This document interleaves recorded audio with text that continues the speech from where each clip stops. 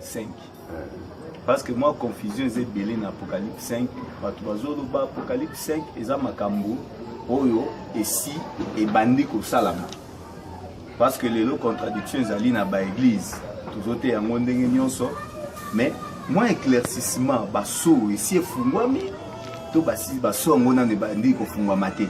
Ce qui est si fungwami. So nini esi fungwami na ona ne fungwami te. Bon, so ki esi fungwami te, ezo zelata nini po baso ane fungwami. Baso e fungwami na te. Parce que baso ko fungwami na ta na biso ya église oyo te. To landa nanu kaka depuis ya Jean o nzamba zo la kisa livre scellé et l'ouverture de cette so. Okomona ke livre scellé oyo tango Jean kutwaza na île de Patmos. Azalaki wana parce que Azalaki mutobale côté Christ, il avait déjà les salis. Christ asia yaki, Christ a teyi bamba dimeli, boba boyaki, baba tika bazo témoigner sali. Christ a sali musala ne nyo sur le biko esili. Depuis l'an 33. Ce qu'on a fait il y a premier siècle de bakangi Jean. On comprend déjà persécution église ya wana. Bakangi Jean cause ya sali déjà au musala Christ asia sali ya bato nyonso. Nde bakangija ta bakangija et tellement que Jean azalaki bazali ba juif malgré bazali ba disciple mais ba juif au bébé qui na Israël les ana promesse de restauration ya bokonzi ya Israël c'est-à-dire Israël sali ezalaki te Israël azalaki motoko kufa il faut penser mokonzi ko pesa sali et ko restaurer mboka na bango Jean bayebaki c'est pourquoi tant que Yesu soit na Actes des Apôtres chapitre 1 verset 7 Yesu est bamba zena Olia muli musangu atunie mutuna parce que ndeli kamba monaki Yesu atiala ko yebisa baote pe ko sale lango bato bi nde moment ko restaurer ko rétablir bokonzi ya Israël Yesu bi wana talibinote bino ko zela kata molimo ko ya ko zela ba zelenge ba témoin na ngai c'est-à-dire le ko na tirala ki grave na bitu ba disciple c'est alors que tango bazo poser Jean question oyo c'est qui est digne d'ouvrir les livres d'Aaron pour les choses, c'est-à-dire quelque chose qui était caché. Livre, c'est qui est le caché. C'est un qui passe aux révélations. Donc on a déjà un problème, c'est qu'il a emmené de c'était pour les salut d'Israël, pas pour les mondes, pour sauver, c'est pour restaurer mon conzi à Israël, mon conzi à Koya. C'est pourquoi, tant que j'ai abandonné, parce qu'il y a mon actif pour tout est, voici ne plaît pas, voici les lions de la tribu d'Juda. C'est-à-dire que c'est Zongi, la promesse. O balobaki mwana ya David na kiti ya David mwana na yako sa mwana te wa korite mwana wana za mokonzi mokonzi na ndio ko restaurer c'était Christ na image ya lion balobi wana Dieu sa mokonzi na Israël uniquement pourquoi pour Israël maintenant le moment na koya le roi des rois pour na convention na mokili pe pour na restaurer Israël ndezo la kisa que jusqu'à là so esa nini efungwamite parce que tant qu'on connaît ce que le roi pour Israël grâce à ce qui ou l'église enlevée c'est ça les choses qu'on va nous faire wana ko ça musala mokonzi en tant que roi na Israël pour protéger la frontière donc on a bien munda pour protéger l'intérêt c'est comme ça lui aussi viendra pour ses ennemis à Israël pour passer peu ennemis na ye ndena ndenge wana so efungwami na moment oyo te bon ce qui se efungwami te baso ya mo ekofungwama quand parce que ce qu'il faut so efungwamite c'est que jusque là so ici efungwami ce qui va so ici efungwami ce qui est efungwamite parce que vous connaissez que baso na efungwamite tout ça bon tozomona wa Jean bazo la kisaye voici l'agneau les gens zota la zomona les lions bon les lions wana de la voici les lions de la tribu de Juda OK azotala azomona agneau bon, tozo tourne. Est-ce que Zali, kaka, selon Batouné, Bazolo Bete, Baso et Sief Ngwami, Né, tozo mona Lionwana, Moussala Zer, Kosa les Ali, Yako sauver, Moussala ya salut. Est-ce que Eza ya moté parce que la précision peut tozo mona ya solo Jean Zomona agneau, na place ya lion, mais Baso présenter les lions. Côté on est un peu flou, Eza vraiment ni côté flou. Les alliés flottent très clair parce que la Bible il est coaché le komoko na sika nango na kanisi na ça kabino le Jean baza ba disciples baza na pas église mais sont des juifs baza batoyo baza qui na promesse sur ba juifs ba yebaki yango très bien pe bazali parmi bato bebaki ke Yesu va présenter comme agneau. Comme agneau. Mais tant que baso ebisa que voici le lion de la tribu de Juda. Tant que bakangaki na parmi bakangaki lokola juif te bakangaki lokola disciple à Christ comme membre de l'église. Voici le lion de la tribu pour nous rappeler les promesses à Israël. Je crois que moni agneau pour nous que tala musala ya sali agneau comme immolé. Pour nous que musala ya sali agneau c'est salemi. Maintenant c'est le moment il y a lion de la tribu de Juda. Il est né à Longi. À Longa qui n'a ni na forme il y a agneau. Parce qu'il faut d'abord qu'on travaille pour la sali ya mokili. D'abord pour la sali ya mokili. C'est ça à Longi et Tumba ya Nikoso dans le monde entier. Ce qu'il faut à revenir comme lion, le roi des rois.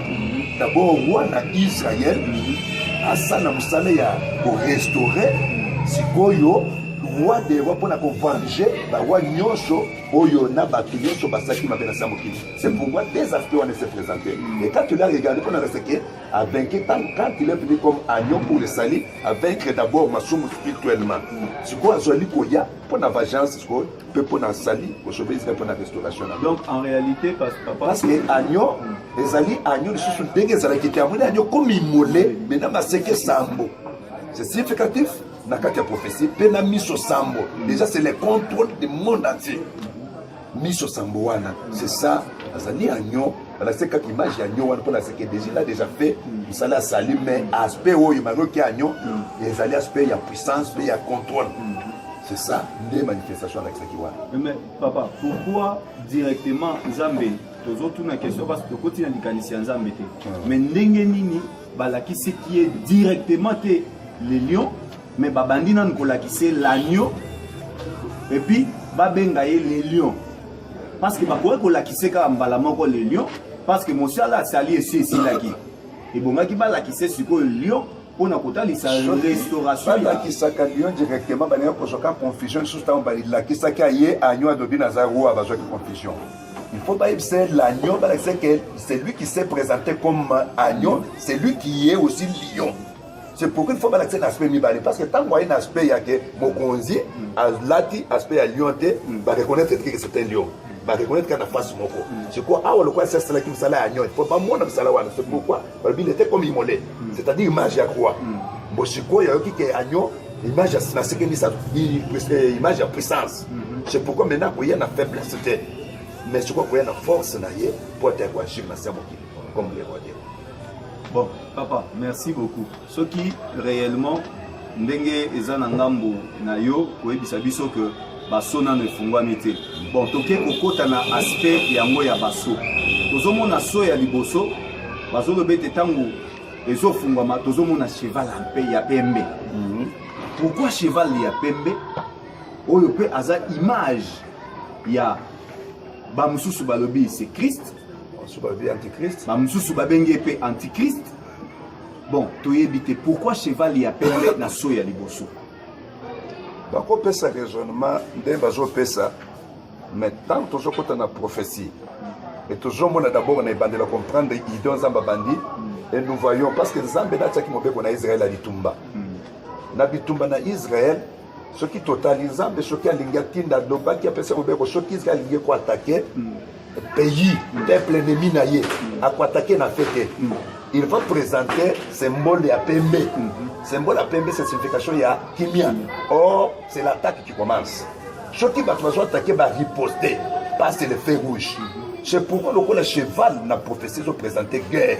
C'est-à-dire, la façon sans un bandit, la image que na zo le kola Israël ko bandi parce que les loko ya grâce à na Israël donc les Israël ko attaquer ce ko mo konze Israël ko attaquer faut qu'il présente pour les ya pembe wana quand on présenter pembe ba moni ko l'image ya paix or c'est la guerre qui commence dès ce pourquoi moni muto azali ko la cheval ba bien arc c'est le langage de la guerre c'est pour qu'il s'est présenté c'est comme ça même Israël ko attaquer Deutéronome 19 c'est comme ça des prophéties bandois ndanga ko mona tango cheval ya mibala na couleur rouge les premières choses de ya kolongo les années paix. Pour la c'est que déjà ma cambouibani. Déjà ma cambouibani. Ah, on me semble sur Zate. Or, etumbeye simana etumbelo ko yaka nzalini c'est-à-dire la souffrance parce que bitumba to sala kate c'est ça il va ndiko landa ndengwa eza ozobika lelo te lelo chose foso le lipa ozoba do projet ça fata to crise ezali mais tozali kolia mais tumba wane ko za siko passe passion ne ko za la balance ne ko za balancer parce que le ko les ali de bien grande tribulation quand les collègues Nzambe donc on va utiliser balance après c'est quoi donc mono ya yekoya na si image aller au wana ya date wana ce jour des morts parce qu'après ça la soki les makas les ana mort donc moi dit tout parce que ça va dans ba image c'est bien après tout les aku fait belé parce que ça là pas toujours pouvoir yango wana c'est ça par rapport kaka ya cheval à liboso azobimi to lobi soki ezali colère ya Nzambe parce que toujours sous-estimer que avant colère en Nzambe église ici est longwe ça veut dire ba oyo batikali nde bazo subir kanda wana Nzambe mais pourquoi zo banda na paix wana lisusu po batu ba bongo la mitema lisusu na période wana to ndenge nini wana eza stratégie na ye parce que toujours interpréter prophétie toujours avec la parole de Dieu donc on a Israël ce qui est ennemi na bino attaquer bino donc on va se présenter avec couleur blanche on a bien des couleurs il y a couleur blanche et couleur rouge qui est comme fait donc on va se présenter dans des gens que nous aimons la paix mais ce qui bango bandimi pété c'est comme ça stratégie na aide à attaquer depuis Israël c'est comme ça qu'on appliquer yango ne yango ba besoin de antéchrist ndenge na bango ba tribu Christ ndenge na bango mais ce que nous savons que c'est l'attaque directement de Dieu na combattre kanda na parce que Basowan c'était lui-même Dieu. Moi je vais vous révéler ce n'est qu'il est à l'agneau toujours. Au moins c'est ça ndenge zawana c'est non moi mon cœur ça m'appelle Chibichou. Sikoyo par rapport au kaka ya baso. Problème est ça que colère ya Nzambe ezo bandana ba étape. Selon kolobana bino ezo bandana ba étape mais pourquoi ke mbala moko te kozikisa mukili mbala moko parce que si bato si était na espace topé na temps atikela ki bango na ba chance apesa ki bango na ngolo asalela ki bango salut à présenter ki bato si wana te pourquoi ke mbalama na bango na moto te na bandi na ba étape ya ba frappe Nzambe zaka Nzambe na mawa parce que après épouse les appels na bato ba za sauver alors que ndenge wana parce que souci Nzambe zaka monde kufate souci Nzambe zaka moto azolo bieko okomona même après ba show et ça même la trompette beaucoup moins ça va se répartir parce qu'il y a quand même là il reste épouse au Batikali donc on a 5 femmes followana bakosana mokili c'est pourquoi ça m'a attaqué directement donc on appelle Moussa le Salem na Israël la restauration c'est tout un travail bien Moussa bazo kene nango de façon que bon il y a yeka ba bunga te ba bikape malgré mutu makasi malgré ba ko souffrir mais c'est pourquoi ça va se la étape. Mais papa, batu mususu balobi boy. Bapesi exemple ya Rahab. Bo toyebi malamu. Balobi ke Rahab azo sibir frappe ya Jéricho, yé abimi libanda Jéricho te. Ce n'est que tant basilisaki pour frapper Jéricho nde bakitisi Rahab babimisi Rahab. Bon, ce qui est Rahab aza image ya église. Mais azo se retrouver ndengeni na kati ya grande tribulation wana. Ce qui Kobuka Jéricho est en grande tribulation selon vous que l'église faut longwana nous pour la colère et Nzambe banda selon Apocalypse 5. D'ailleurs ce qui t'ont dit Rahab bien pour Yamayami ba espion c'était la grâce au Tozanango c'était la parole du Saint-Esprit parole du Saint-Esprit de passer vie image rouge c'est le sang c'est la vie de ba promettre vie par le temps la moment yango biso toté ba biso ba ko boma biso na wa ya biso là il c'est-à-dire Rahab a du message de destruction avant Batonyos donc on est le église au pesa que monde kobeba Rahab a juste cette information là pour s'échapper d'information yo signe à bio le la parole na Saint-Esprit et ya paix c'est-à-dire Rahab épouse donc Rahab wanate image épouse il y a des serviteurs siko obenga bato bakoya na ndako tabo koya na ndako okota tabo siko mpela oyo koya tabo siko grande tribulation ko salema yo déjà vous allez épargner et vous comprendrez que dès que vous avez même trompé des années déjà qu'on a dès nazo soit exemple simple dans le but aussi qu'on a bitumba ezali musunipe makilate to ça na milimo mbe na bokila pe na mipepe église vous allez appeler na mon pepe c'est-à-dire azani ni likolote azani na c'était Rahab ndako na na tout comment tout va ne koya ki menda kwa Rahab très suspendé pour na l'accès que c'était sur la terre il y a Jéricho tout remekani menda ko ikali ya likolo. Et c'est là que quand tu va vivre millénaire, dans Israël, c'est pourquoi vous quittez ça, vivre millénaire. C'est ça. Moto ko sa yote Jeff. Parole de Dieu, c'est ça la vérité. C'est ça qui n'a mon qualité. Il y a ça qui déjà fait maintenant un message. C'est ça l'épouse. Oh, et puis surtout sur le mobile, la biso. Tous les collègues à tout. J'ai requesté une copie. L'autre la kuna makamba gouvernement sous la biso to fali quelque part dans ma bonne biso. Pour voir ya mukili. Ba yeba na ko so ay tumbuana. Ça veut dire en réalité selon papa le Apocalypse 5 ezali deux bits yoba ya colère ya Nzambe. Wana après enlèvement ya église. Wana église ezate ezali nde kanda ya Nzambe des otalistes. Bandi ko c'est église ezate. Église ezalité parce que nous église notre épouse c'est l'agneau. Même tant que benga les lions de la tribu de Juda, to soit quel lokola goya zo ko venger pour nabiso. Mais pour nous l'épouse c'est l'agneau. Donc mais si le moment de l'agneau viendra, nabiso so que toujours bon dans la lion, et ça n'a combo et tout ça habitement dans ça qui le connaît ensemble avec venger biso. Mais la parole prophétique normalement pour nous c'est l'agneau. Parce que les lions c'est de la tribu de Juda. La Bible les a clairs. C'est de la tribu de Juda, la Bible de toutes les nations terre. Pour nous c'est l'agneau qui est notre époux. Le rôle de la chance avec la double rôle, c'est pour Alexia, Agneau, Yoka, les lions de la tribu de tant que Israël, la promesse est quand même vers Israël, pour va dire que tout n'angaï, c'est ça que je vous réponds maintenant. Maintenant, comme épouse, Amoni Agneau. C'est pourquoi pour nous c'est l'agneau.